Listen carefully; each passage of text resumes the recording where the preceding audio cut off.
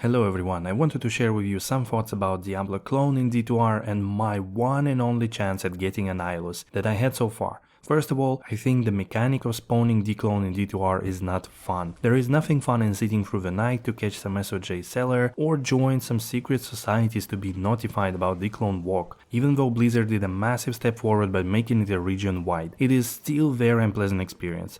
As we have seen, it is typically organized by streamers or content creators to buy out SOJs or get it gifted by the viewers or pledged by the community. Nothing wrong with that, but it is not something that the entire community has to do and then be able to spawn DClone. My recent post has shown only 1/3 of people actually managed to catch one of the 6 softcore DClone walks that happened already. Given how easy it is to kill DClone, I don't think the struggle is in the fight, but rather being there in that moment. The situation is even worse in hardcore.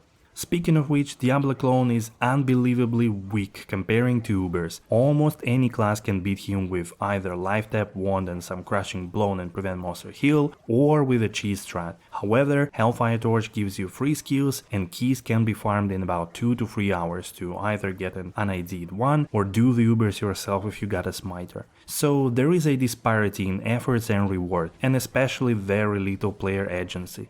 The way you spawn DClone on single player is fine, and I did farm Mandario for SOJs, 3000 runs. Obviously that wouldn't work online. Time needed will double, and fact that you don't find anything good at Nightmare Andy is just going to burn people out of that grind. If I were to change the DClone spawn mechanic, I would make it so some bosses, super uniques or some random monsters in hell can drop ingredients, let's say 3 of them, that combined in the cube will actually spawn him. The point is that you grind some areas for loot or rush some bosses super uniques that can drop decent items, not like Nightmare Andy, and with time you acquire ingredients.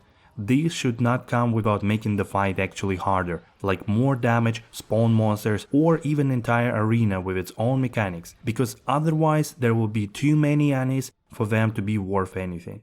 If you have your own ideas, I would be glad to read them in the comments. As for the cheese strat, check it out in this video. Thank you for watching.